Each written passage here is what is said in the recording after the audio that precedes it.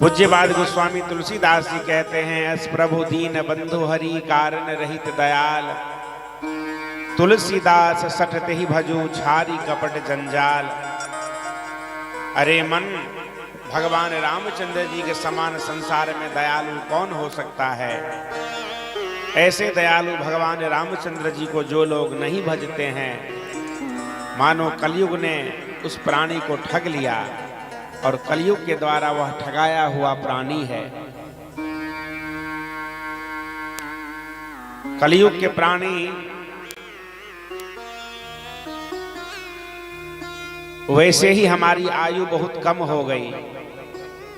100 वर्ष की आयु निर्धारित की गई, लेकिन आजकल 100 वर्ष कौन जीता है।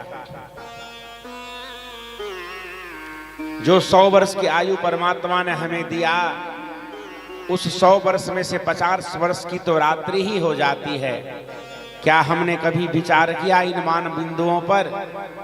नहीं किया। हमें जो परमात्मा जीवन जीने के लिए दिए, उसमें से 50 वर्ष की रात्रि और 50 वर्ष का दिन मिला।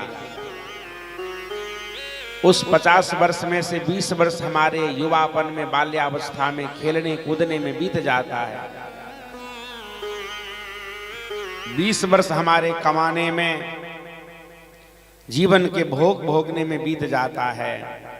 जो शेष 10 वर्ष बचे,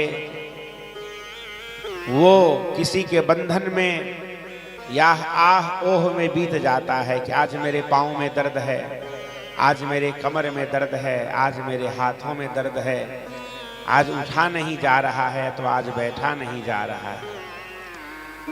और अंतिम जो मानव का शरीर परमात्मा ने करुणा करके हमें दिए थे, उस जीवन को हम यूं ही व्यर्थ गवा देते हैं। अंत में जब भगवान के दरबार में हमें उपस्थित होना पड़ता है और हमसे पूछा जाता है कि बेटा, तुम्हें जो मैंने करुणा करके यह मानव का चोला दिया, इस चोला को पा करके तुमने क्या किया? इसमें बेस कम करिए तो थोड़ा। मानव का शरीर जो मैंने तुम्हें दिया, वह मानव शरीर पा करके तुमने क्या किया? हम अहंकार में, हम अपने बुद्धि की कुशलता में, आहार निंद्रा और भय मैथुन में जीवन को खपा देते हैं। ऐ इंसान, अपने आप को पहचान, यही है भक्ति और यही है ज्ञान।